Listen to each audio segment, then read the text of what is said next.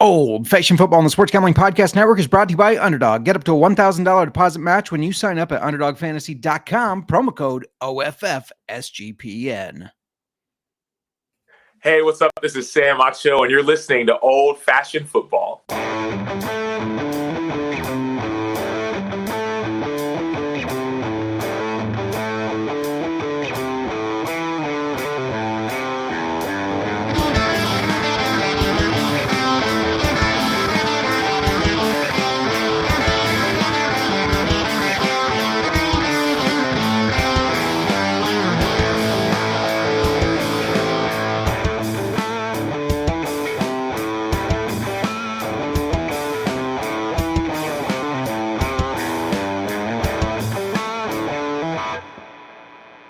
Welcome to Old Fashioned Football. If you're wondering who you listen to, this is JMark. You can find me on the X at JMark Football. And if you're wondering who us is, that's at Old Fashioned FB.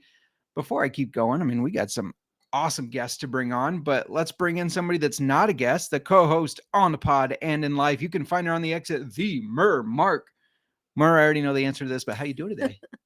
Been better. You've been better. Under the weather. The summer cold is the worst. It is the worst because there's so much to do. Like, you just want to be outside. You want to be doing things. It's sunny. Yeah. Well, I mean, not that I want to be sick, but being sick in the winter is a little different than you feel good about. I mean, throwing on sweatshirts and being under blankets. Have an excuse to stay in. It's too damn cold out anyways and all that. Yeah. Not fun, but you were a trooper. I know I probably annoyed you today. I kept asking. Oh my God. I was about ready to just shut my office door and tell you to stay out. I promise it was coming from a point of caring. I'm like, you asked me no less than like 5 times a day, are you sure you're going to be able to do the podcast? And I told you, I'm going to do it, but people are going to get what they get. They're going to get what they get. Yeah. I mean, I know I've been sick and having to like jump on the pod is not the funnest thing because you got to use your voice. But like, I know I've missed our pod being sick before when I've had fevers. Right. Am so achy. I knock on wood. Maybe the meds are keeping the fevers away, but I haven't been fevering. I'm a little nervous. This is about as close as I've been sitting to you since you've been sick. And we know my immune system sucks. So. I'm normally not the one who gets sick. No, that's normally me. But hey, we got 2 guests today. One returning to Old Fashioned Football, one making his debut on Old Fashioned Football. I am pumped. I know you're pumped.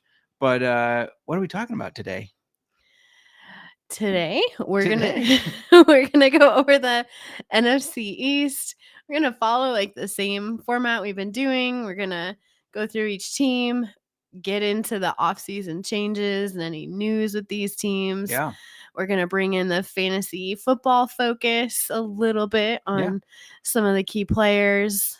We'll have bets at the end of every division. We will have bets. And then, of course, we're going to do a whiskey review, and I will try my best. My nose and my taste buds aren't all there, so maybe I'll finally pick up on those weird things that I usually do. I was going to say, if we have to rely on me, interesting. If we have to rely on me for the nose and the taste, y'all might be in trouble because I usually do get the weird things.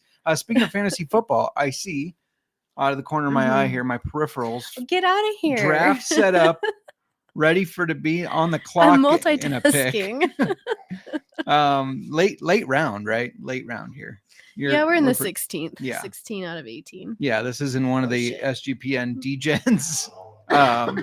So yeah. I do not want to cough into the mic this entire podcast. Nobody wants to listen to that. If you cough that way, I mean, these mics are pretty good at picking up only the directions. Everybody in the chat, hoping you feel better. I offered to make you a hot toddy. I didn't did want not. it. However, I'm not feeling it. I'm not feeling anything aside. Like, I have had like sourdough toast, and tea and honey, herbal tea. Right now, I made just black tea with honey so that I have a little bit of not sleepiness to me. Sleepiness. Nick Fortune also checking in saying, "Let's fucking go." Let's fucking go. Before we fucking go, though, what are we drinking today? Even though you don't have a cocktail. I do, but that's okay. Yeah, we are drinking, and I apologize if I butcher this. Is it Nika? Yeah. Yeah, okay, see? Nika coffee grain whiskey. It's a Japanese whiskey, which I guess we've done a Japanese style whiskey. I don't think we did it on the show because you really didn't care for it. And I didn't care for it. And it made me, it made me feel like, okay, I don't like Japanese whiskey. Have I ever had? No, we tried Japanese whiskey when we were in Texas. Yeah, we tried Suntory, which is actually owned by Jim Beam, but made in Japan. Yeah. You've tried this as well. I have. We have both tried this before. But I will tell you, my mind is gone too. I have been like, you can be overwhelmed and you can be forgetful, but when you're sick and like your brain's just not there, like I have like, oh, I know this. I know I should remember this conversation I had with somebody and I can't remember anything. It's been happening a lot to me. Welcome to my life all the time. So I can never remember anything. Nick Fortune and I will probably be sick next week. Probably. Hey, we're going to bring these guests on, but before we do, don't forget, as you make it through the coughing, you're good. Don't forget to download the SGPN app for all of our picks and podcasts for free in one convenient place. SGPN app, wherever you get your apps. And that's right, it is free. One of our guests did tell us he was going to be running a little bit late, so we're going to bring him on later. But we got a guest now waiting. You're going to be all right? No, I have a frog in my throat too. It's like that. I told you not to eat frogs. I don't know what's wrong. You're not French. Don't eat the frogs. This is horrible. Nobody wants to hear this shit. I promise. If you go that way, you won't hear it that much. So our first guest, making his first appearance on Old Fashioned Football. He's the host of the Bottom Line Bombs, co-host of the UFL Gambling Podcast with me. You might know him as the Man in the Box or Scumbagger Vance, or as I like to refer to him, the 2025 King of Spring. Sorry, I'm capping it to just 1 year for now. We'll see. He's also a really funny comedian, and that's Mr. CJ Sullivan. CJ, welcome to Old Fashioned Football. Thank you, guys. What a great time to make a debut. I feel like almost like a coward watching Miranda multitask here. Not only is she near death, but she's running a fantasy draft. She's drinking the whiskey, and she's also co-hosting the podcast with her beloved, who annoys the hell out of her all day long. This incredible achievement by you, Miranda. I mean, I am in awe and happy to be here. We're happy to have you. Absolutely. Yes. I didn't think about it earlier, but then I started thinking about it as like the two things that our guests have in common, you and the guy that we're going to get to, is that we all co-host a show with that crazy Colby Dant. So yes. I mean, we all have that in common, I guess. And I will be joining that college experience show with him during the season. I'm going to be doing the pick shows with him on the Wednesday night. So very nice. Love it. Just a quick 7-hour marathon. You know how those guys do as they run down every game and right. Every floor from every division in high school. I'm just glad they don't do Texas high school football. Don't give him any ideas. I know. But yeah, we run the UFL show together, and thank you for the connotation of the King of Spring of 2025. As you know, I was a DFS dynamo this year in UFL, and we were just to give those DC defenders one more tout. We were on them. I was on them all year long. That was one of the most satisfying spring football league conclusions I've ever had. Too bad the league's going to be dissipated now. But don't jinx it yet. It sounds like we might get one more year out of it. We're gonna get one more year. Everyone's relocating to a different town. I like how they're not even moving to different states. They're like, let's just head to the next town over. Get our right. Stuff, you know. Right here. Yeah, it's like they're getting kicked out of their house. Exactly. I did see that the Memphis Showboats signed Arena Football 1 quarterback Sam Castronova, who I got to interview when I was covering the AF1, and Dwayne Brown from the Albany Firebirds, who I also got to interview. So I'm excited to see what those guys can do. Obviously changing that arena game to the outdoor full field and all that. It's a big change, but a lot of people say you got to process faster in the arena game. So we'll see how that works. Plus, there's crowd noise you have to deal with. And you don't have to deal with that in UFL. You have to deal with the silence in the UFL and your own thoughts that go through your head. So it's still challenging. It's just a different kind of obstacle you have to go through, especially in Memphis. Yeah, Memphis is it's just tumbleweeds going through there. It's hilarious. All right, well, let's talk a little NFL. Yeah, we're gonna go in order of. We've been going in the order of how teams finished last year in their division. So we're gonna start with the Eagles, who won the division last year, it's convenient. This is your team. You're an Eagles fan. Congrats on the Super Bowl win. It was amazing. I'd like to say everyone was an Eagles fan for that Super Bowl, though, because we all came together. We all came together for one day, and I know she's doing a podcast right now that might be in competition with us. But to watch Taylor Swift cry was a moment that all Americans could have enjoyed. I mean, not to throw Miranda under the bus, but she was rooting for those Chiefs. Hey, we don't have to talk about that. I was not. In fact, we went to. I just thought it was rigged. I thought it was going to be rigged for them to get the 3-peat. So no, absolutely. And it seemed like in that first penalty, but then like finally, like someone called like, okay, we can't have this, and then it was just gorgeous. If they were going to lose, it had to be like that. It was just so. It was just amazing. Yeah, we had to get together at your parents' cabin, and everybody but me and one other person were rooting for the Chiefs. So wow. I did see Moneyline joined. We're going to cover the Eagles real quick and then get you on Moneyline. Okay. CJ, just out of curiosity, how'd you become an Eagles fan? Well, I was born and raised out there, but I was actually the first in my family. My parents were from the Northeast, like in Connecticut. And my dad moved down there to Philly for a job. So I was born in Philly and raised there. But I will tell you this real quick, that my parents learned real quickly how important it was to raise an Eagle fan in Philadelphia. And you couldn't bring your outside nonsense in there. When I was a little kid, my mom bought me a bathrobe, and she bought me, because she loved Roger Staubach, she bought me a Dallas Cowboy bathrobe. And she tried to claim that was the only one left, which there's no way, it was impossible. And then we went to like this like sleepover, and they learned real quickly that does not fly. So that was ripped and that was thrown away that day. And then that was the Eagle fan ever since. That's awesome. Yeah. Well, let's talk about them. I'm going to kind of turn it over to you. Talk about a little bit about the offseason changes and what we can expect from those changes this year. Yeah, well, obviously they lost a lot of players. Anytime you win a championship, you're going to lose a lot of players. That's the nature of the beast, and they lost. The stat is on defense, 4,397 snaps they lost. I'm not sure if that's a big number or a low number, but it sounds big. I'm not sure what snaps really has to do with it. But, they lost CJ Gardner-Johnson, Darius Slay.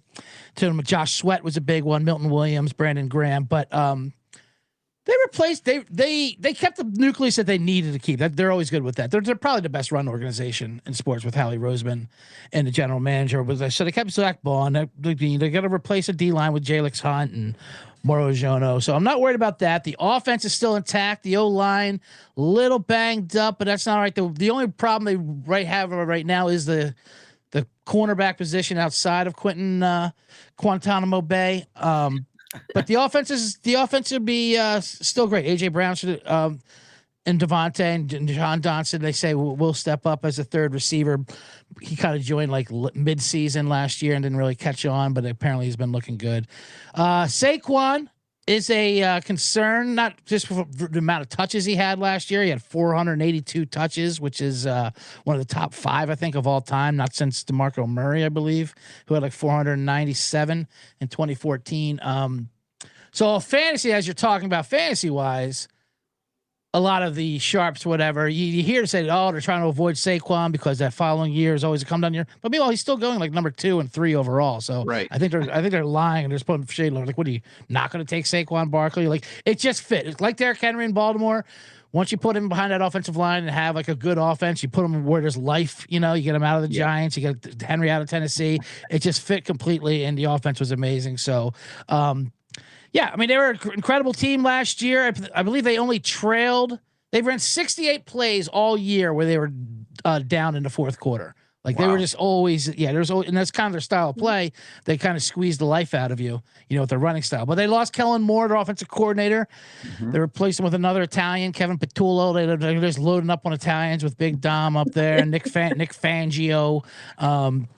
I'm not worried about that, although they did pass him over twice, so that's kind of a little concerning. But I don't know. It's a pretty well-oiled machine. The schedule's tougher, obviously, so the wins will come down. I think just like Kansas City. Like Kansas City, I believe, is going to be a better team, but the record won't be as good, but they'll be playing better just because of how they were in one-score games. Philly was 8-2 in close games. They were very lucky injury-wise, too. I think they were the second healthiest team. So, obviously, there's going to be regression for that. But sure.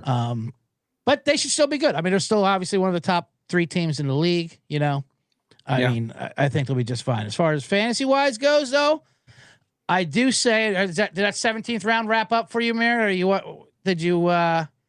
Still waiting. You're 2 All picks right. away, right? Yeah, I'm 2 picks away. We're still in the 16th. Okay, has Shipley been taken yet? Because he is a guy I think you have to lock in on any draft because he is what they call a league winner.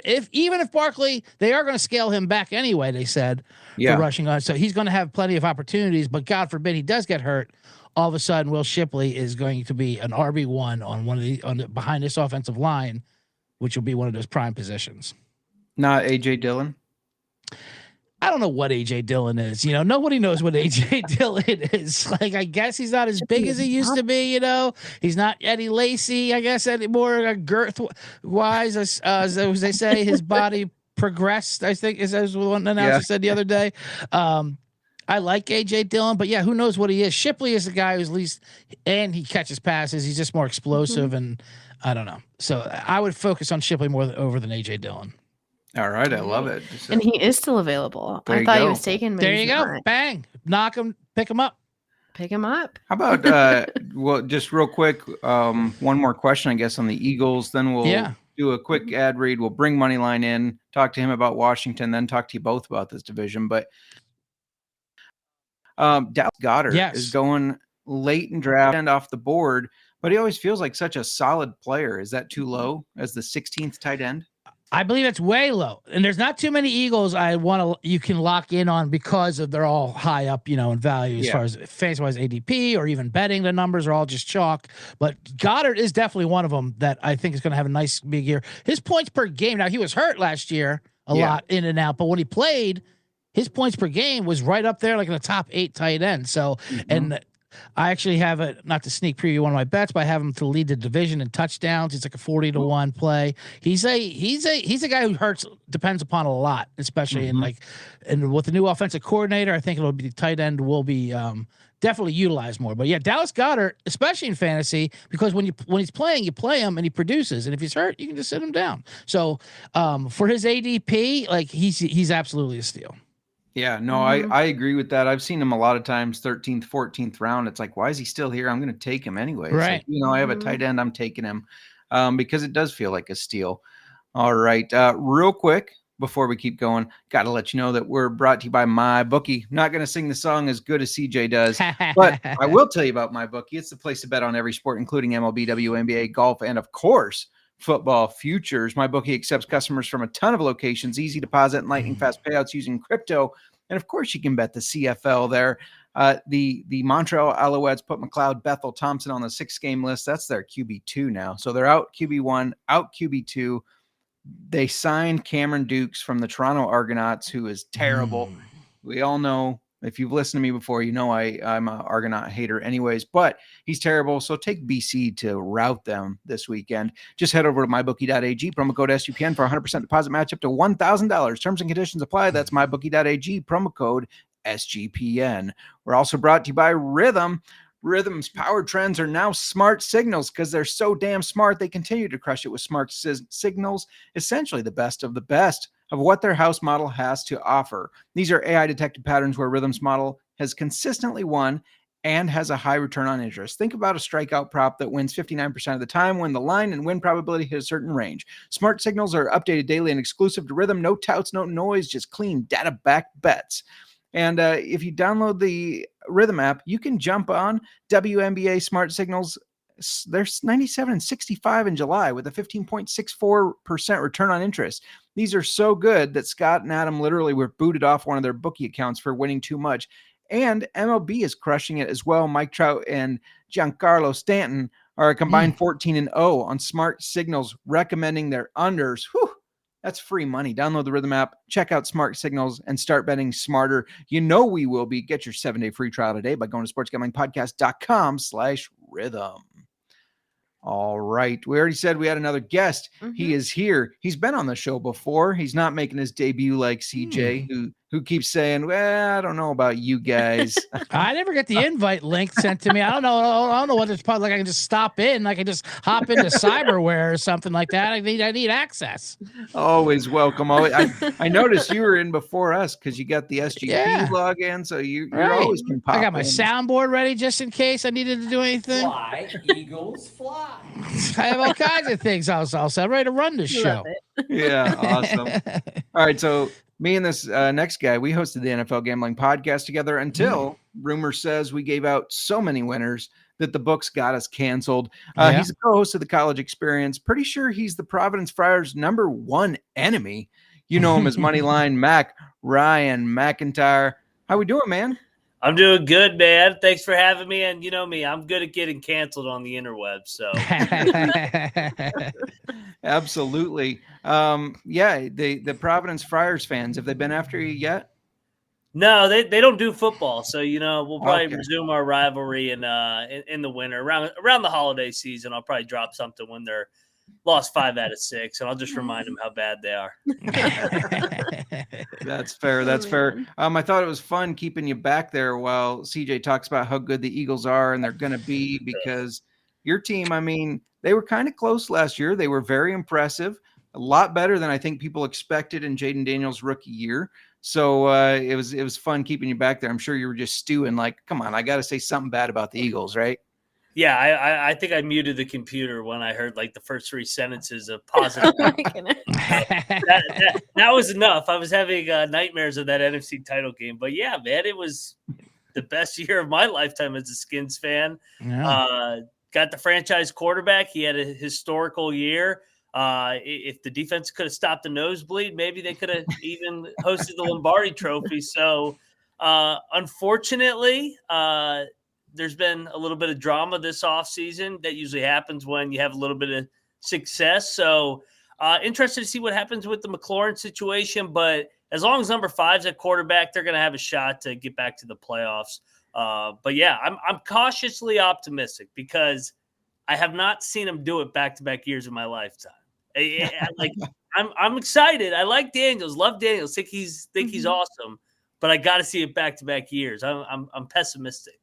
For sure. I got to flip to our graphic real quick because I thought about this a lot. I'm like, well, we have 2 guests. One's an Eagles fan. One's a Washington fan. Do I pick one of their teams over the other? But I knew that Moneyline would understand picking this with the Packer player laying on the floor. If you're not on YouTube, make sure you get over and see that. I knew he would understand when he saw that. Yeah, we love the Packers. So before we talk about, I guess, notice I called him Washington. I didn't say the Commanders because I knew that you would have responded with. Who are the Commanders? That's not it. Hey, each year, I told you, each year we're getting closer and closer. We got the president involved. I mean, we got everybody. Oh my goodness. Not the first. Go ahead, Miranda. No, go ahead, Miranda. I was going to ask how you became a Skins fan. Oh shit! I used the right name. I'm not gonna mess up. Well done, Miranda. Yes, don't use that C word. It's offensive to me. So I kind of just grew up, and my whole family was Skins fans. Mom and Dad had tickets growing up, so I went to games right when I was 5 years old.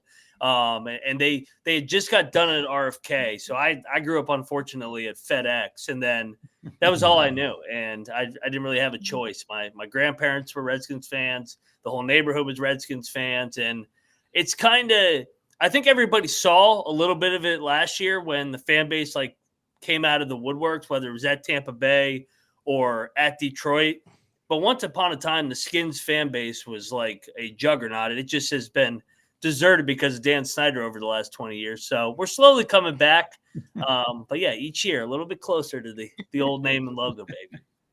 I mean, if we talk about the fan base, CJ's DC Defenders, I mean, DC is just, they got passionate fans. DC Defender fans remind me of the old Redskin fans, to be honest with you. Like, they would come up there to get messed up. They're very passionate and they believe it. It's kind of like a throwback.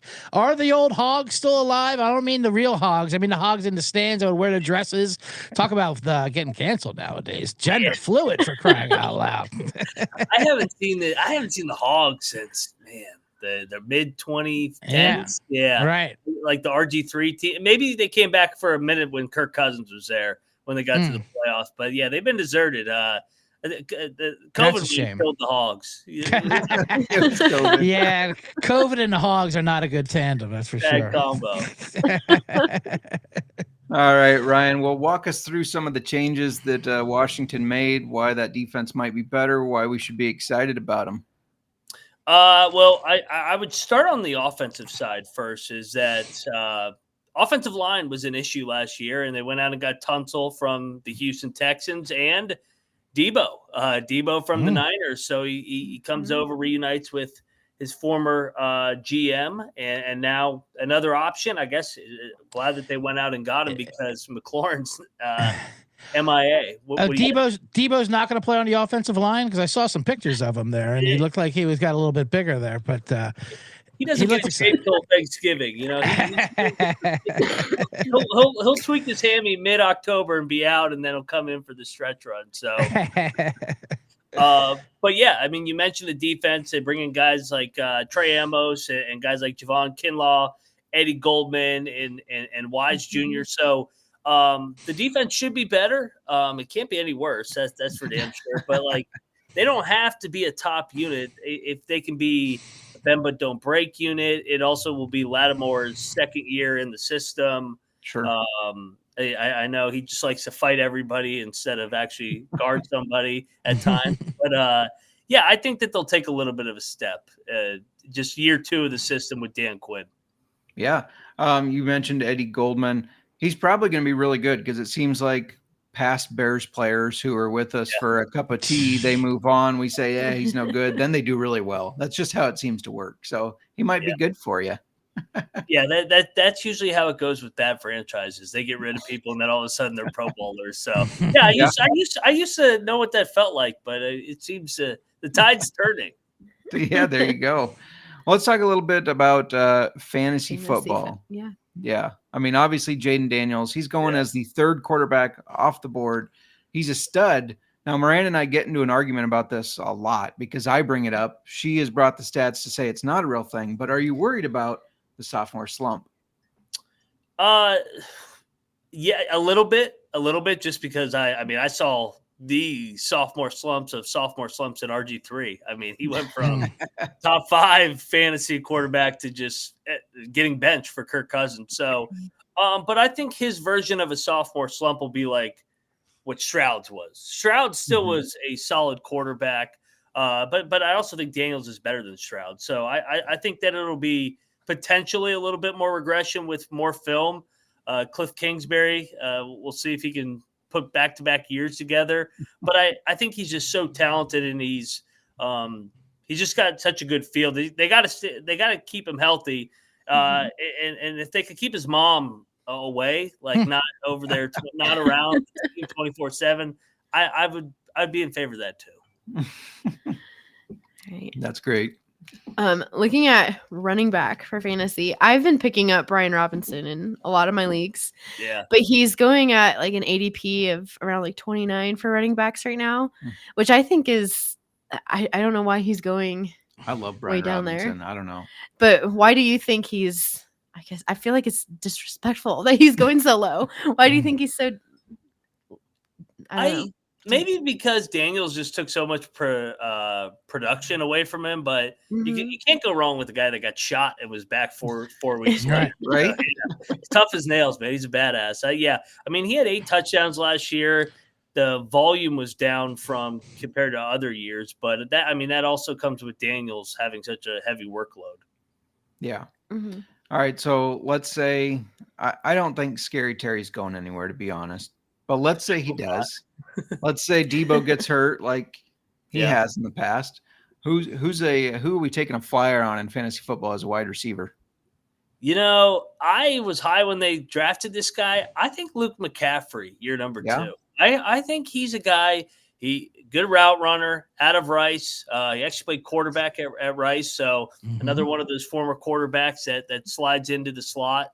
And I just think that he always finds a way to get open, and he flashed in the preseason. At times, it felt like he should have played more, but they also just had McLaurin, and he was so productive. So I would say McCaffrey. Noah Brown's also solid. I mean, he got some production last year, but the main guy I think in the red zone that will take Terry's targets will be CJ will love this, Zach Ertz, baby. Yeah, Zach Ertz. Yeah, just wonder.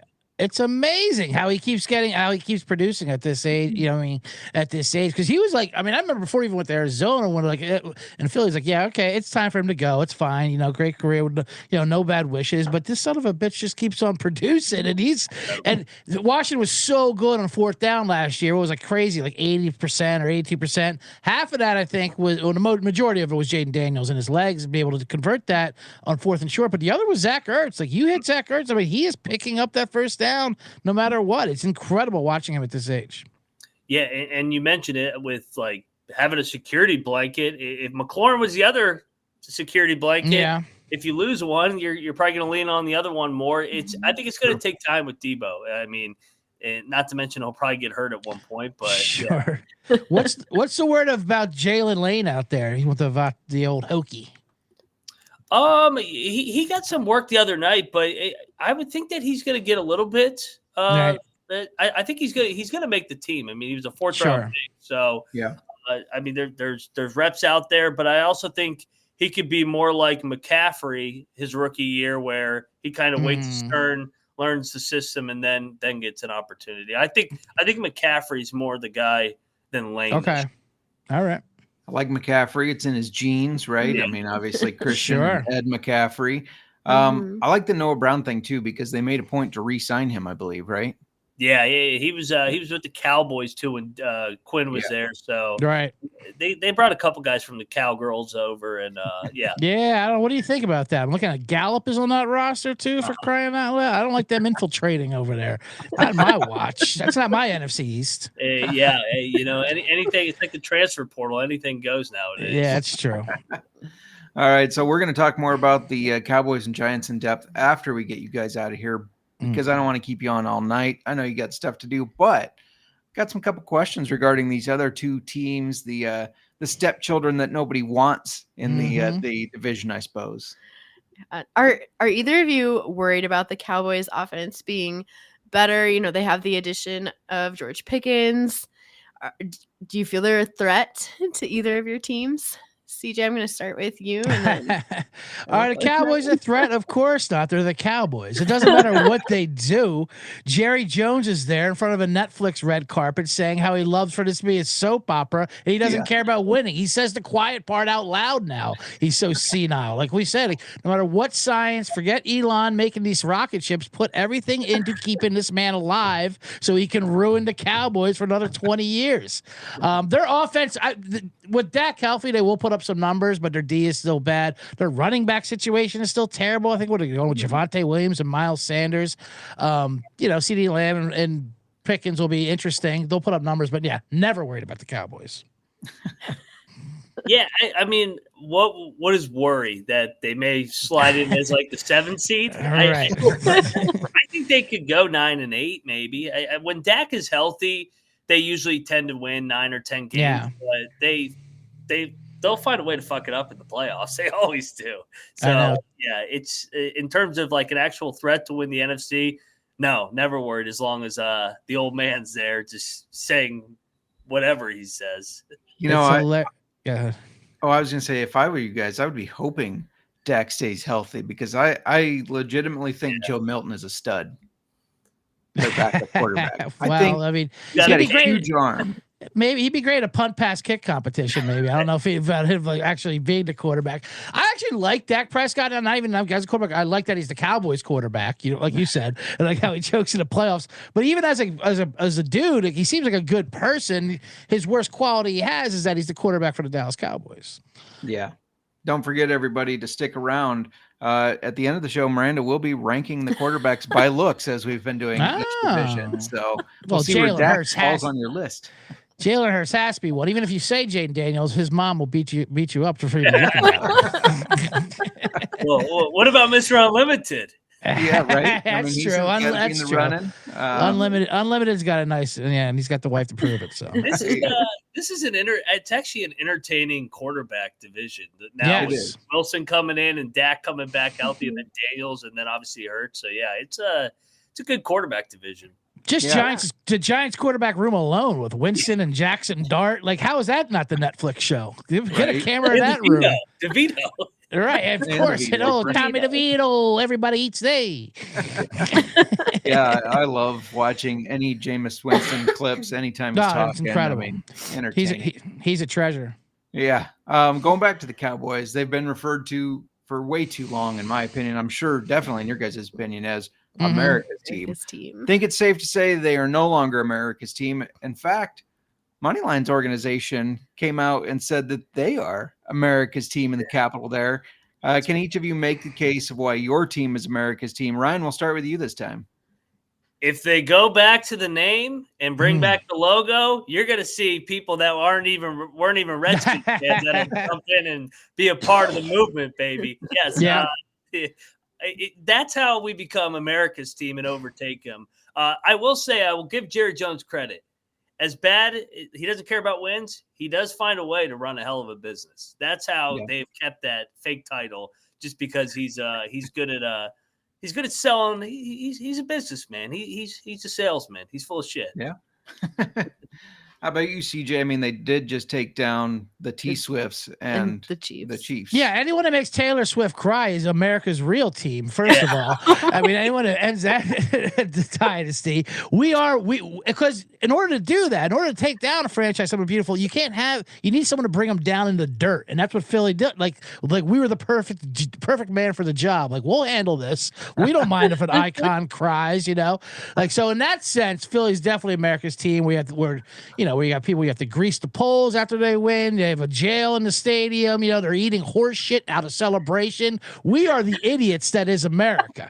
Now, Mac does have a point, though. If they do change the name back to the Redskins, that is exactly the personification of, like, they don't even know why they like it. They just know it makes other people angry. Fans. Right, not even football fans, but it makes other people angry. Let's go. Let me buy all the shirts I can. That storming the Capitol was bad. They're going to be storming FedEx Field. Oh, man. I want to shift gears to the Giants really quick. I don't necessarily think they're a threat in the division with Russ Wilson as QB. And they also, I think they have a really tough schedule this year. They do. However, their defense on paper does look good. And I didn't think that Jackson Dart looked that bad in his preseason action. Are either of you concerned about the Giants competing in the next couple of years? Well, go ahead, Ryan. I kind of think the Giants are going to be a chippy 7-win team this year, maybe even 8. I kind of I think that Dayball, I know Kramer and Green go back and forth on Dayball. They go back and forth on right. Giants Eagles, but I think he's a pretty good coach. I think he's maximized shitty rosters in the past, so I kind of like the Giants with an improved room without Daniel Jones and really good in the trenches to kind of be competitive this year. Yeah, for sure. As far as a couple of years, they kind of built this team with a high floor just because Dable wants to save his job. Like, we need this to win games. They needed 7 or 8 wins.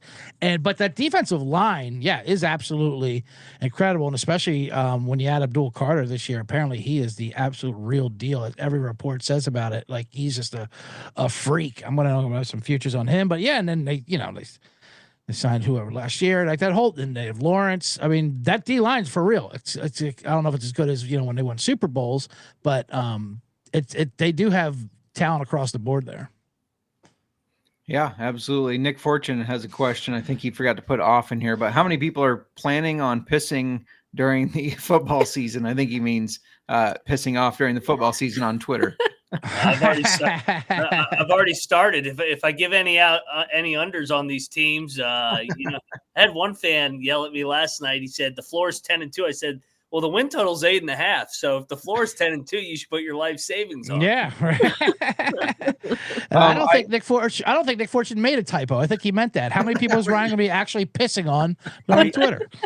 Me and Diego Pavia will be pissing on everybody in the SEC. Fake ass schedules. Yeah. Yeah. No.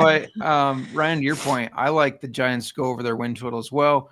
Some people came at me at the chat saying, point out the 5 wins are going to get or whatever. But I think that defensive line is going to be good enough that'll keep them in games. And Russell Wilson, for all the hate he gets, he's not a terrible quarterback. Like he's a safe quarterback. I feel like he plays safe. So I think they could squeak out some wins and surprise people. He doesn't create plays the way he used to when he was at his peak, but he does keep it safe. He doesn't really turn it over. Right. You know what I mean? But he is competent. And once Scattaboo gets going, come October, I mean, that is when talk about someone that can take over a city. You get Tommy. Do you think they like doing Tommy DeVito crazy? Wait a Scattaboo. What do you say? A white running back barreling over people. A guy used to run into telephone poles growing up as a kid.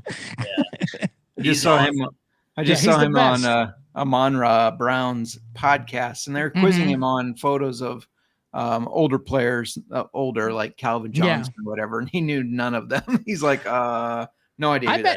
I bet he wouldn't know pictures of people in his own locker room, though. He just seems like a blockhead, no matter what, in a great way. Exactly how you want your running back, I know you keep drafting him in a lot. I keep noticing in drafts, it's like Cam Scattaboo goes off, and I look, it was Miranda drafted him. You got a lot of Scattaboo shares. I do. Passing over your own Hawkeye, Tyrone Tracy. Yeah. Let's talk about some bets because I know you guys are both well-versed in bets. Let's talk about bets for the NFC East. What looks good? You guys can alternate. You can give out all yours, CJ, and then we'll go to Ryan. There are no rules on old-fashioned football, but CJ, let's kick it off. Well, I just mentioned Abdul Carter. You can get him still at DraftKings here to lead the league in sacks at 55-1.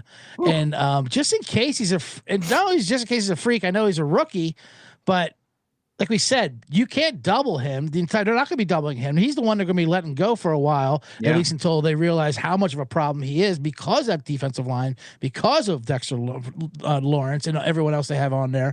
So at 55-1, I wouldn't go defensive player of the year. His rookie of the year is like 2-1. That's not worth it. But to lead the league in sacks, why not toss a sprinkle on that at 55-1? Yeah, that's juicy. So what if I told you there's a 20-year sample size run that's plus 115? I'll fade the Eagles and I'll take the field to win the NFC East. The Eagles, when they won the Super Bowl in 2017, they were a wild card the next year. 2 years ago, they got to the Super Bowl against the Chiefs. They were a wild card the next year. Yep. Just give me the Skins, Cowboys, or Giants to win it. I still think the Eagles make the playoffs, but nobody has repeated the NFC It's amazing. Since 2004. So I'll go plus 115. Give me the field against the Eagles. So what are the Skins price? I can't believe you're not just taking them. We might be a wild card. I don't know yet. The Cowboys might win the division and then choke in the playoffs. That's what the Cowboys do. That would be very Cowboys. Get themselves a bye, get that 1 seed, go 14-3 or whatever, and then get absolutely crushed like they did versus the Packers when Dak just threw all those pick sixes. That's a great bet, actually. It's going to be actually against Caleb Williams and the Bears. That's who they're going to choke against. But oh boy. All right, CJ, what you got next? One more, another sprinkle. AJ Brown has recently said he's the best receiver in football, and he wants to put a stamp on it this year. I don't totally agree with it, but I like someone who's delusional like that as well. As my diva receiver, he recently said he thinks the earth is flat. I also like that. Any kind of conspiracy theory, that's what I want on my diva receiver. A fun bet, 60-1 to win the Triple Crown, which is catches, yards, and touchdowns. Now, he only played 13 games last year, so he was 1,200 yards. But the 2 years before that, he had 1,500 yards and 1,450. So, and I think they're going to have to throw the ball more this year. There's a kind of a point of emphasis how, Hurts has been disrespected. You're going to be loading the box. You're giving Saquon, obviously, less touches to preserve himself a little bit. So I think they're going to focus on throwing it. And why not? A.J. Brown, he's just as good as any one of those number one receivers. Need to get a little lucky, but at 60-1, it's a fun sprinkle. Yeah, for sure. What do you got, Ryan? I'll go with this win total right here. I'm with you, JMark. This is simple. I'm taking the Giants over 5.5 wins. I love taking coaches with their back against the wall where they usually maximize, and CJ laid it out. The floor's high. They got vets at the QB position. I mean, if Wilson goes down, Jameis has been able to step in and win games defensively. It kind of reminds you like the Ron Rivera Skins teams. They win 7-8 games and they're irrelevant, but they'll stay in the hunt just long enough not to make the playoffs. But yeah, over 5.5 wins. So yeah, I faded the Eagles in the other one, so Green will fire me. But then I got to get Kramer's side, so give me the Giants over, even it out. Yeah, Nino Pena saying Giants 5.5 is fire. I agree. It is. One last question for you guys. What book is AJ Brown going to be reading on the sidelines this offseason? It's going to be a flat earther book, right? Right. It'll be an online periodical. I'm looking at Inner Excellence right now, and I'd say the Spring King, Luis Perez, got his sales back up, going up there. An inspiration, how to learn from YouTube and become a 500 quarterback in the UFL in a league that's defunct. One quick bet I got to toss in there: Dallas Cowboys to finish 4th in the division, plus 280. I mean, just out of respect, I make that bet. Come on. You would find a way to bring up Luis Perez on Old Fashioned Football. Yes, just to sir. spite me, get me going. I completely understand. Appreciate you both coming on. It's always fun talking with both of you. Before I get you out of here, CJ, let everybody know, obviously, Bottom Line Bombs. You're going over team previews. Let us know what's going on there. And do you have any stand-ups planned anytime soon? Sure, I do. I'm not doing Cedar Rapids Penguins anytime soon, but I will let you know when I am there. I'm in Ontario Improv in a couple weeks. I will be in Vegas for sign-up weekend with SGPN next weekend. Of course, the Bottom Line Bombs, going through the team previews, going through everything else. And then I will be joining Moneyline Mac and Colby come college football season for the picks episodes. We just started booking. Week 0 is what, next week? Yeah, next Wednesday. Next Wednesday. Yes. So let's pop in. So that's what it's going to be. All right. Moneyline, obviously, as CJ just previewed on the college experience, let everybody know what you got going on and why you're going to pick Iowa State to win their conference. I almost said division, thinking NFL. Win their conference. Iowa or Iowa State? No. I don't have any delusions that Iowa are going to. I think Iowa State could be this. They got Anthony Beck's kid. They got to be good. Hey, what we need an Iowa State national championship. That it's not happening in Iowa, baby. Yeah, the college experience. We are on preview 106 out of 136. Incredible.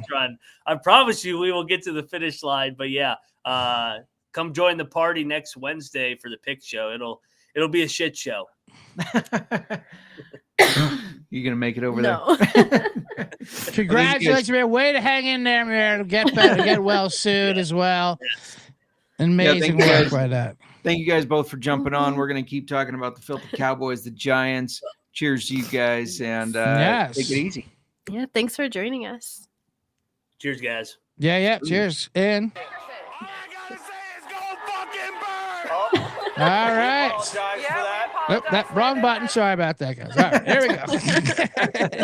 Thanks, guys. Yeah. Before we keep going, I got to let you know that we are brought to you by the Circa Million and Circa Survivor, the world's greatest sports book. Circa Las Vegas is hosting the world's biggest pro football contest, Circa Million, Circa Survivor, and Circa Grandissimo, with over $21 million in guaranteed prizes. You can't call yourself a true DGen if you're not competing in the Circa football contest. Plus, CJ and Moneyline, they just mentioned that they're going to be out there in Vegas, August 21st through 22nd for an amazing weekend, including live shows and open bars. You need to get better quick. Maybe we'll crash that party. Plus, you get 15% off a stay at the Circa with promo code SGP15. The contests are open to everyone. Sign up in Nevada and play from anywhere with the help of SGPN's official proxy. Go to footballcontest.com and use promo code SGP to get $50 off your proxy fees. Miranda? I'm going to do my best here. I was going to ask if you wanted me to take over. No, I've got this. You're not stealing Underdog. We are also brought to you by Underdog. Underdog Fantasy Best Ball Mania is happening all summer long, giving away $15 million in prizes, including $2 million to first place. There's no waiver wire, no arguments about trades. Best Ball is the best way to play fantasy football. Underdog is also a great place to play Pick'em. And Justin will keep giving out some CFL picks and NFL preseason picks on our socials.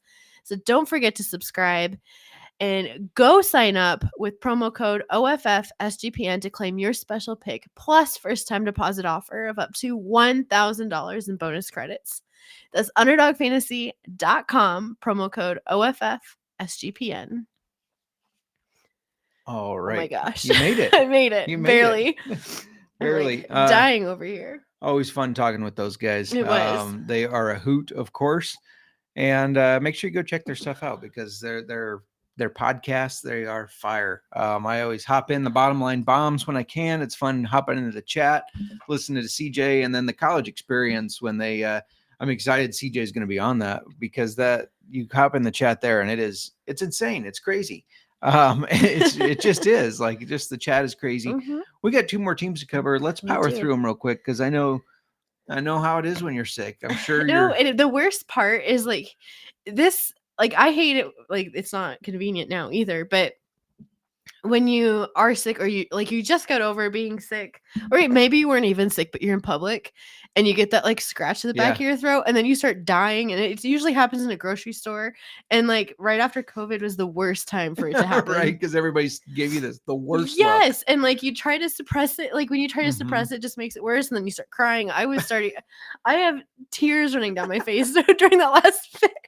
I thought it was just you were so happy to talk with those guys that you were getting emotional. It was the having to say goodbye and just start crying, guys, get emotional. I'm sorry, I don't do goodbyes well. That's fair. But it's happened to me. This is the second time on the show today that has happened, and it's like you get like panic, like you have to control this. Yeah. Get it under control. We're not gonna cough. We're not gonna do this. You're right though. The right after COVID, yes, when it was you would the go worst. in, the first time you go in without the mask, you're like and then you're like, oh my shit. God. And people are like, everybody starts like, who's doing this? or the first flight after COVID when you just get the dry air. Well, and you don't even have to be sick to get that scratch at the No. back of your throat, No. and then you like have that coughing fit, and nothing helps it. I Like, remember in a theater when I took a drink or a bite of something and I swallowed wrong, and then I'm coughing. a dine-in, one of the dine-in theaters after. Yeah, and I was, and I'm like, oh, I'm not sick, I promise. Just can't. People I don't know get how so to swallow judgy, properly. like, oh, you shouldn't be out here. Right. Anyways. All right, let's get back on track. Okay. Talk about the Cowboys. Yeah, they're up next. Some of their off-season changes. They resigned former USFL and stud wide receiver and kick returner. Yeah. Cavante Turpin. Some other ads that running back Javonte Williams and Miles Sanders. They have edge rusher Dante Fowler and Peyton Turner. Yeah. Defensive tackle Solomon Thomas. Former Jaguar. I believe he was a first round pick. Was he? He was a 49er as well at one point. But anyway. Okay. And then guard Robert Jones, cornerback Kyer Elam, linebacker Kenneth Murray. They also, we already spoke about this, or I did a little bit. They traded for wide receiver George Pickens. Yeah. I feel like that was probably the biggest move for them. Yeah, agreed. They at running back, they lost Rico Dowdle. They lost their edge rusher DeMarcus Lawrence, guard Zach Martin, and Brandon Cooks at wide receiver. Yeah, I forgot he wasn't there anymore. Yeah. For the draft, they kind of made smart moves in the draft. They drafted the best player available. They usually tend to reach on guys that end up busting, but they drafted guard Tyler Booker, edge rusher Donovan Izaruaku.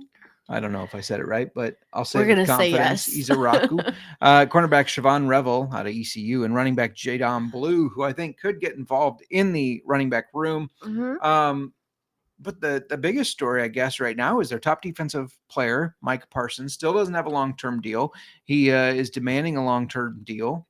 Maybe he's asking nicely, but it seems more like a demand. You got, CJ alluded to the fact that you got Jerry Jones saying like, well, as long as people are talking about us, it's good. We don't care if it's bad publicity. All publicity is good. He literally said today or yesterday that if people aren't talking about them, he will do something so that they will talk about the Cowboys, even if it's bad. You're not supposed to say that out loud. You really aren't. but he did. A lot of their off-season moves, though, they felt more like one-year fill-ins and depth chart fillers. Besides George Pickens, there were not a lot of studs Dante Fowler, they could get some value out of him, but otherwise, besides Pickens, once again, it was kind of a quiet offseason for the Cowboys. Yeah, I would say so. Yeah. Let's talk a little bit about fantasy. Obviously, we've got Dak Prescott. Yeah.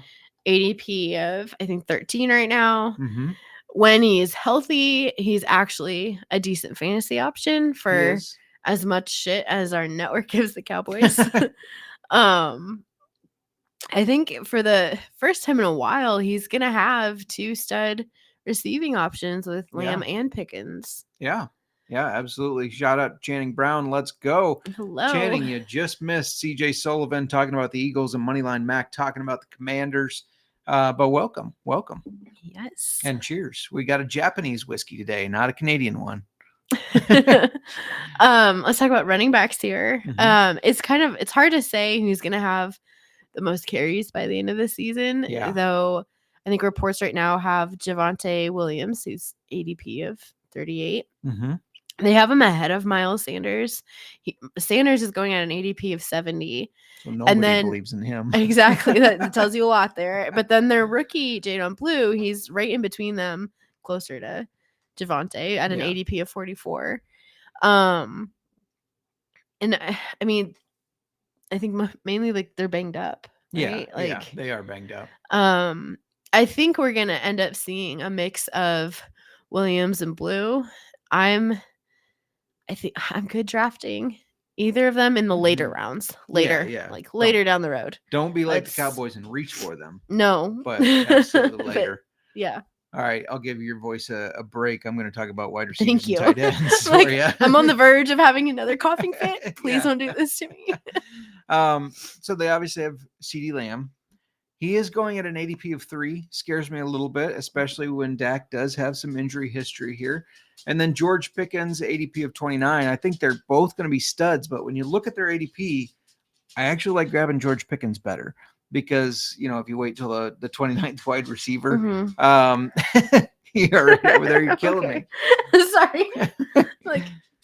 Yeah. And then tight end Jake Ferguson has an ADP of 13. Jake Ferguson's a solid tight end. We had Serial. We've had him in the chat talking about how good Fergie Ferg is. I think he's going to be open probably a little bit more when you have to cover both CeeDee Lamb and George Pickens. But I do think his ADP of 13 is probably appropriate, just outside the top 12. He might sneak into the top 12, but I don't know if you want to risk that necessarily. I don't know. I noticed when we said goodbye to CJ and Ryan, we were saying our goodbyes.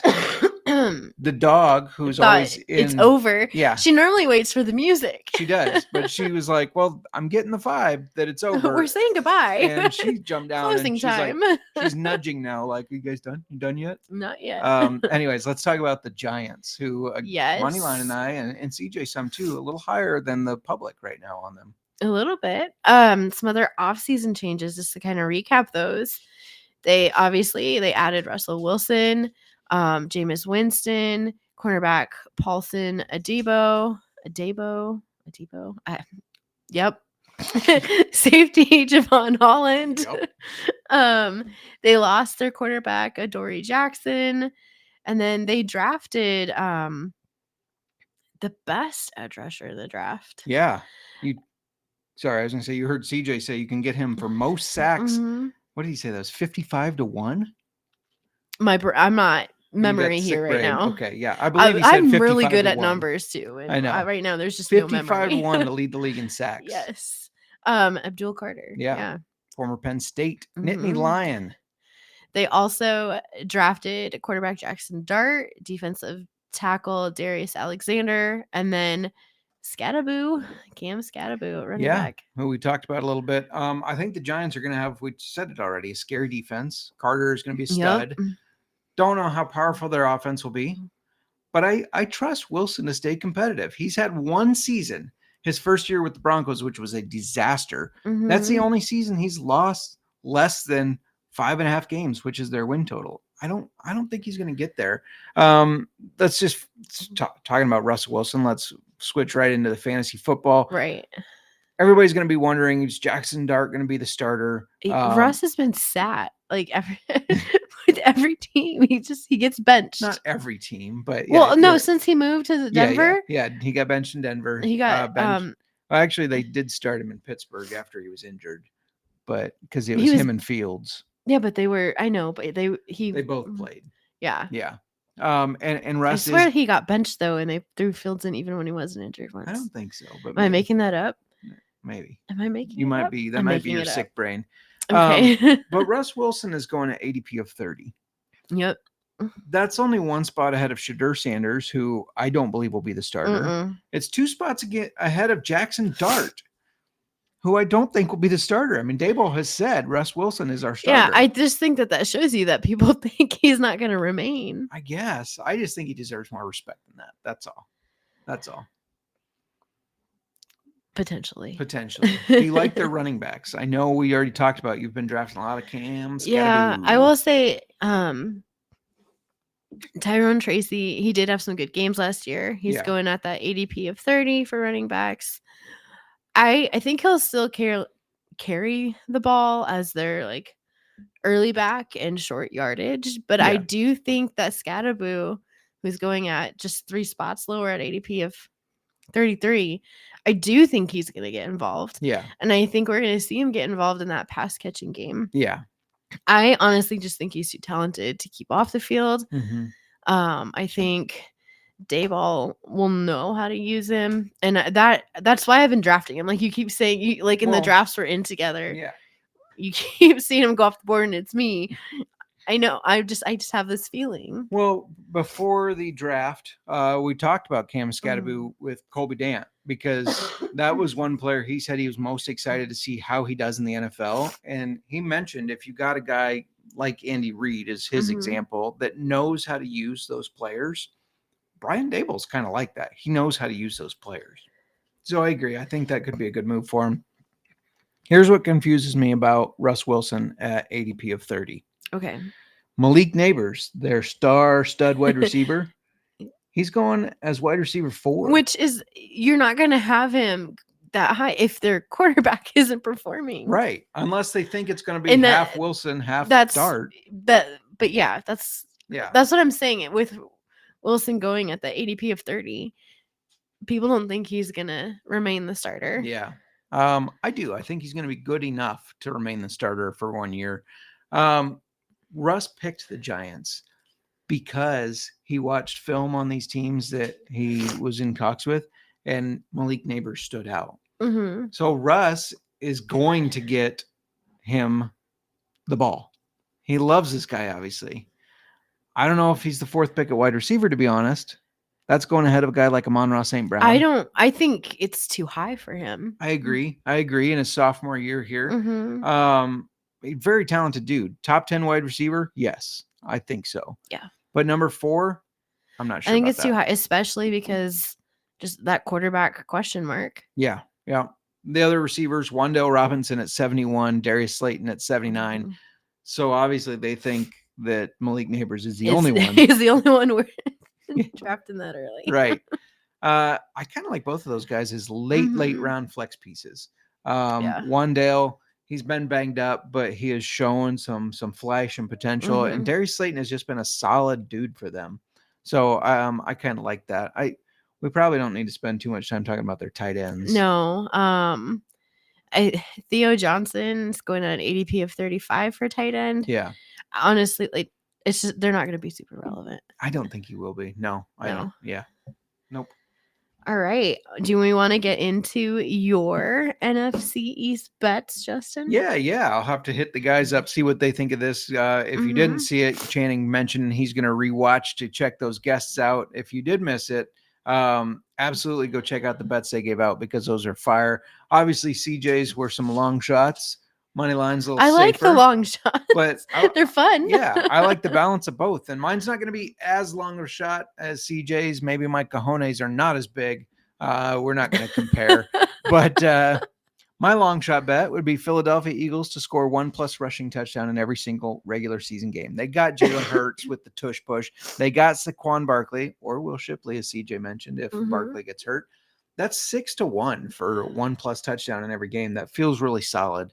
And then kind of a safer bet, Eagles versus Commanders. You can get the series to be tied. They obviously play each other twice in the division. Tied 1-1 is +125. And the Commanders, they stick around and they're annoying to the Eagles, it seems like. So, yeah, I mean, I like both those. Those are my two. I won't give out any more because we had the guys give out some. But anything else you want to say about any of those teams? No, let's get to the whiskey, and I'll recap a little bit on the whiskey while you pour.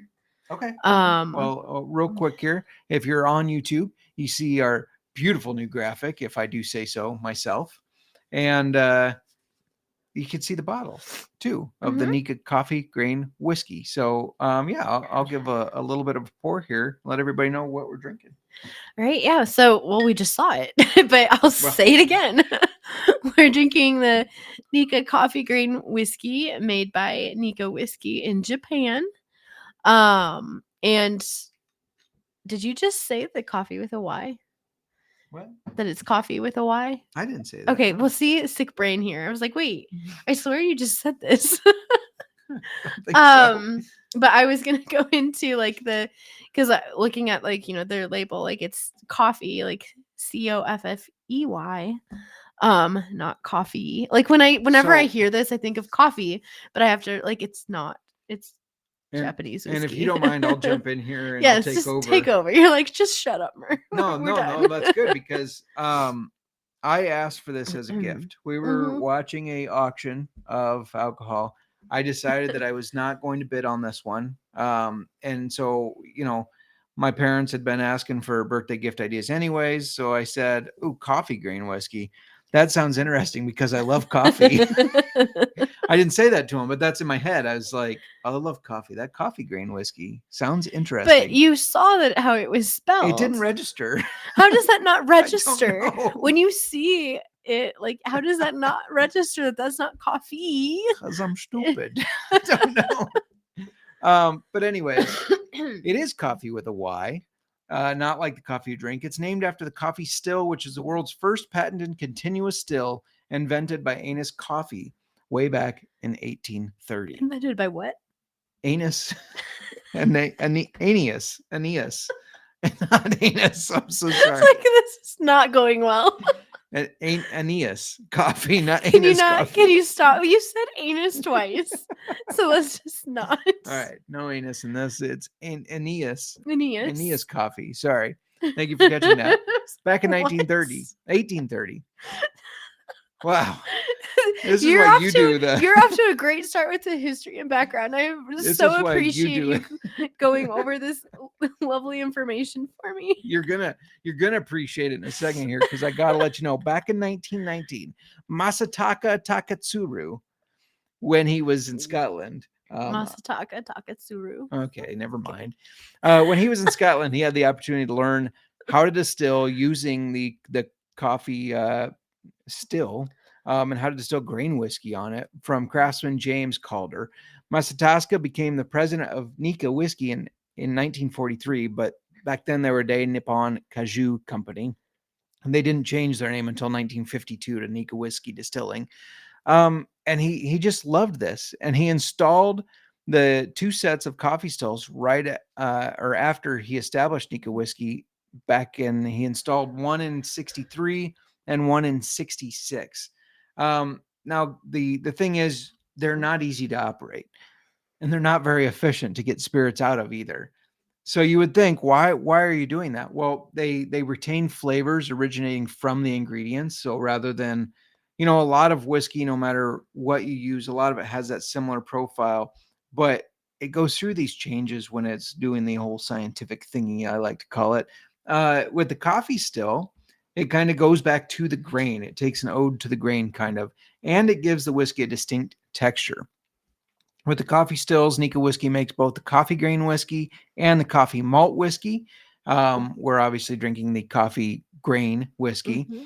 Now, ironically, when they started, they first made apple juice back in 1935. But in 1936, I think they must have been like, who the fuck wants apple juice? Let's start making whiskey. And so they started manufacturing whiskey and they launched their first bottled product in 1940.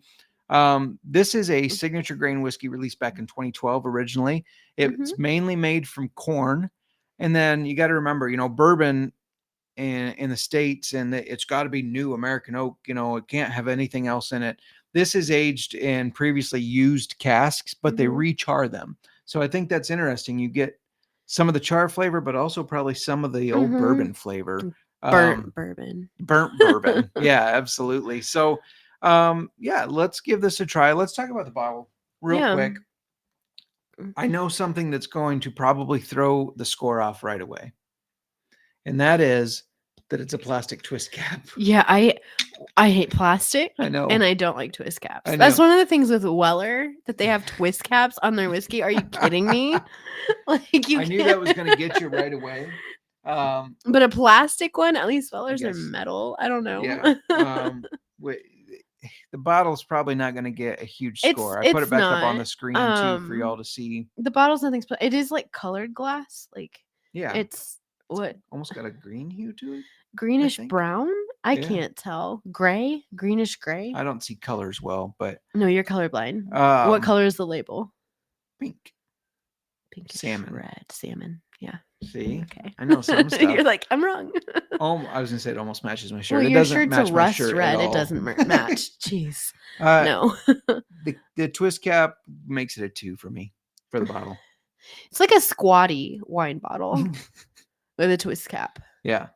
I would do a 1.5 on the Woo. bottle. She's sick and great and tough, people. It's not a 1 because it's like colored glass.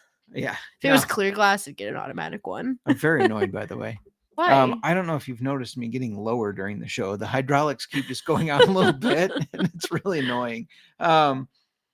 You might have to rely on me on the smell and the taste on this because you're sick, which is scary for people. Fingernail polish remover. Really? Which is not a good characteristic. I don't get that. Hold on. It is okay. I smell acetone. It's very alcohol forward. You are right. I smell acetone. I can't pick up any grain. All I smell is acetone. To me, I smell corn whiskey, like a strong corn whiskey, almost like a moonshine corn whiskey. And I think that's why you're getting acetone, because it's like a strong. No, my nose is shot. I feel like I could go take the polish off of my toes with this. Don't waste alcohol like that. What do you have a score for the nose? I can't. I think you have to eliminate my score on this. Mine's a 2.8. It's not great. Okay, because I know that I'm not. I can pick up on all the little hints. Mm-hmm. I'm just getting straight fingernail polish remover. See if you get a taste out of it. I just took my first taste. Japanese whiskey is interesting. It's obviously very different from bourbons. The Japanese started making whiskey after they tried bourbon. They just absolutely loved it, and they thought they could refine this craft in their kind of own style. Is it smoky? There's a little smoky and almost a little bit of fruit.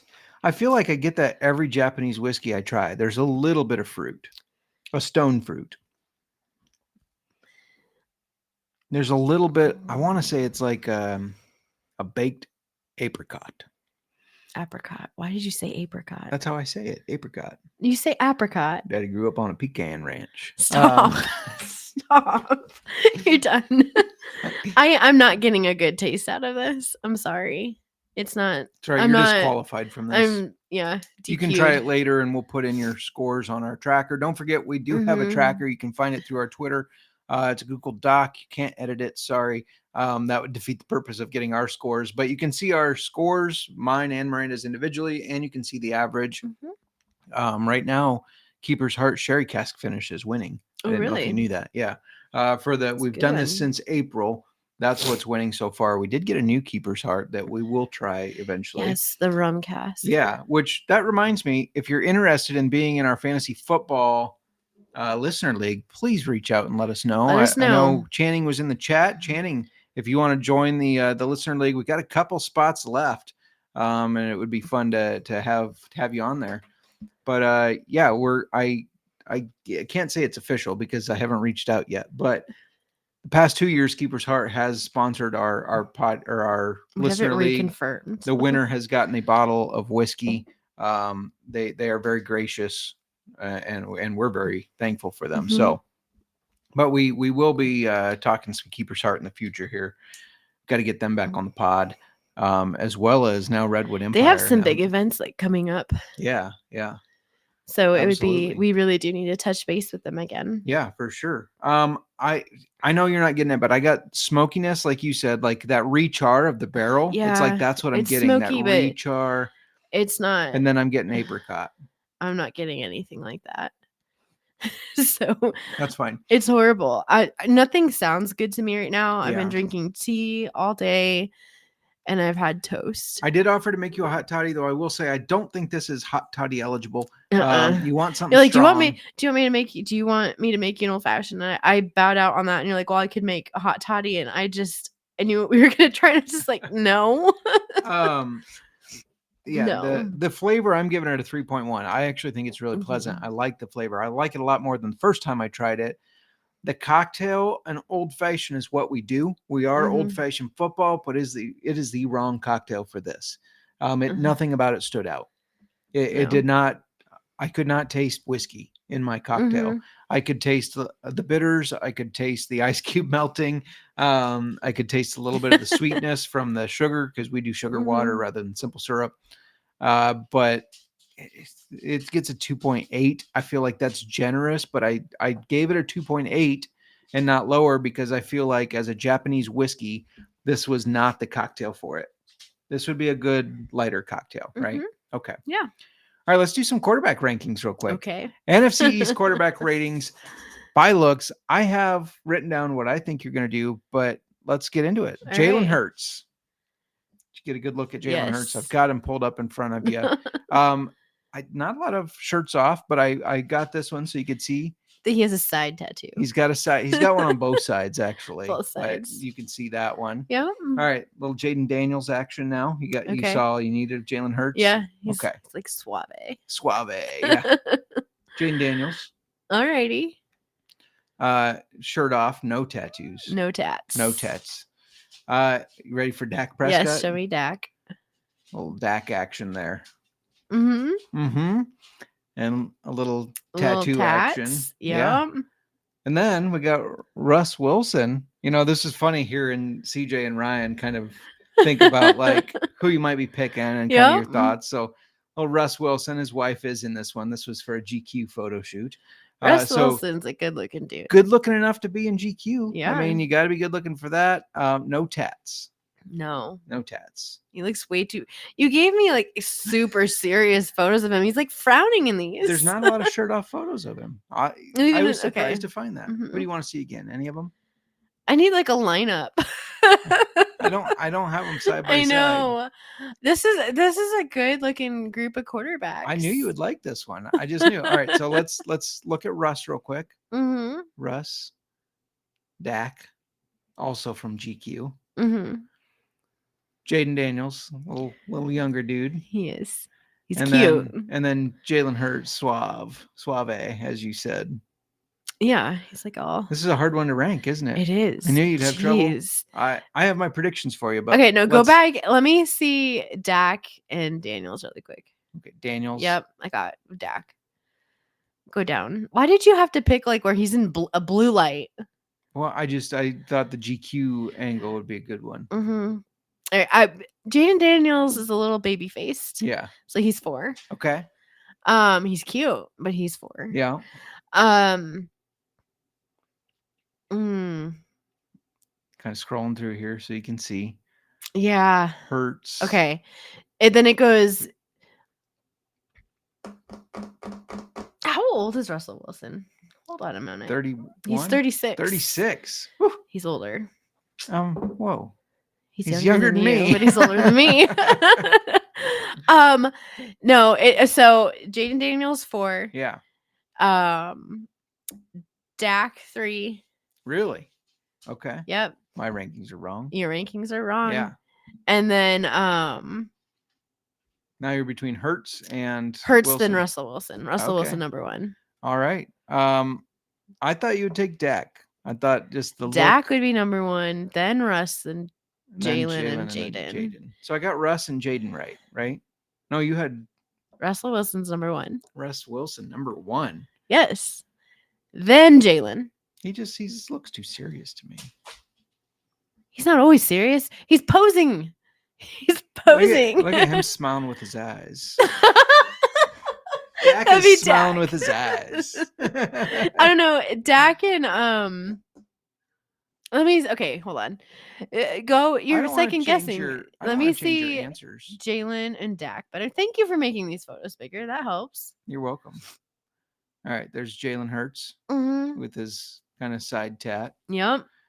And there's Dak. Mr. Dak Prescott with his shoulder. Dak tats, and Jalen are tats, basically tied, but still 2-3 tie. Yeah. Right. Okay. Yep. All right. We're good now. There you I go. did that for you. That's a hard group of quarterbacks to rank. Good. Yeah. Good looking. I mean, They're good. I'm They're- not afraid they're to say it's a studs. good looking group of guys. Yeah. That's the. Oh, this photo of Russell Wilson on my phone, because I just pulled him up on Sleeper to see his age. Yeah. He looks angry. I told you he doesn't smile. I just said that. I said he doesn't smile. Well, He said, "Well, that's the photo. It's serious." I said, "No, he don't smile." no, I swear I've seen photos of Russell Wilson smiling. It's like you purposely it's gave like me angry faced angry-faced Russell. We're gonna be back again tomorrow night. Quick turnaround time. Mhm. See, no smiles. You're bringing him up on No, your he's computer fine. now. Eh, That's not a smile. mm, There's a smile. yeah, right here. There's a smile. Yeah. And he looks goofy smiling. No wonder he don't smile. No, he doesn't look goofy. Okay, just get out of here. Anyways, we're going to be back tomorrow with Sports Nonsense Whiskey, which I realize you could probably say, hey, that sounds like your show. That's why we get along with them so well. I know Pinky will for sure be joining us. Not sure if the brain is joining. I mean, if anybody Pinky else. and the Brain. Every time we mention Pinky, I immediately think Pinky and the Brain. And then you have started making comments about the brain. Right? I used to love that show. I love that show. What are we going to do tonight, right? I feel like that was just about to be old, like when I watched it. That makes sense of why It was almost it was prime, before my time. prime time for me, the When it was older going one in the out room here. when it was my time. Pinky and the Brain never went out. I'd still watch it. That's all we got in the NFC East. We're going to be talking about the AFC West Mhm. as Sports Nonsense Whiskey, located in Colorado. Big Denver Broncos fan. Going to be talking about that with them tomorrow, 6:30 Central Time. That's going to be a lot of fun. Can't wait for Yes. that. Talking a little bit more whiskey. Since you were sick, I decided I was going to go with. Oh my foreign- gosh, I was sick last time we had them on the show. Yeah, and you didn't show on that one. I can't get worse. No, you got to show. I have gotten I woke up sick Monday and I have steadily gotten worse. Yeah. I can't. Why? If I am super sick tomorrow, I'm blaming them because I was super sick last time. We were I will supposed let to have them them know on the that. show. I will let him know No, that. I'm gonna if- be here. All right. Anyway, since you're sick, It'll be more of this, just disgusting mess. But since you're sick, I decided we'd go with some foreign whiskeys. Because when you first tried this, you didn't care for it. So we had the Japanese whiskey today. Mhm. What are we having tomorrow? Tomorrow, we have Levant Heights Lebanese whiskey. I have never had a We Lebanese haven't whiskey. tried that though. No, And you're gonna do it when I'm sick and I can't try it? absolutely. Why? We should be 'Cause I doing don't like just a expect it to be very standard good. bourbon right now or something. I don't expect it to be very good. But what if it is and I don't get to, for the first time trying it, I don't get the. All right, maybe I'll switch it up. Maybe I'll No, switch you're it up. fine. Do what you're doing. But we could have done like a Breckenridge. We can do a Breckenridge. We're We can do having that. the Broncos fans on. Why would Yeah. it? We have the Broncos Breckenridge whiskey. Let's do that. It is decided. What- That makes This is why sense. I plan things. Like Yeah. that This goes. is why she doesn't usually leave me up to this. Do you have anything else you wanted to add on And the then NFC? I don't have to talk so much because we've had Breckenridge on our show. We've Yeah, we just refer to that episode Yes. for sure. Brian Nolt, see, awesome, saving my awesome voice dude. myself. Somebody's got to do it. Somebody's got it. Do you have anything else you want to add on the NFC East, on CJ and Ryan, on Nika Coffee Grain Whiskey, on the good-looking quarterbacks of the NFC. I will retry because I don't remember trying this whiskey the first time. Mm-hmm. I'll retry it when I can taste and smell so that I don't give such a horrible review. Thanks again to CJ and Moneyline. Yes, thank you guys. It was fun. You guys are a good time. Got to come back during the regular season. Got to have them back just to bullshit, talk some football, because that's what we do. Football and whiskey on old-fashioned football. That's all we got. I just mentioned to somebody because they did their first auction draft on ESPN. And I said, I like ESPN's app, but I am crushed that they got rid of the guy that when the time was ticking down, you had your speakers on and he would say, going once, going twice. Sold.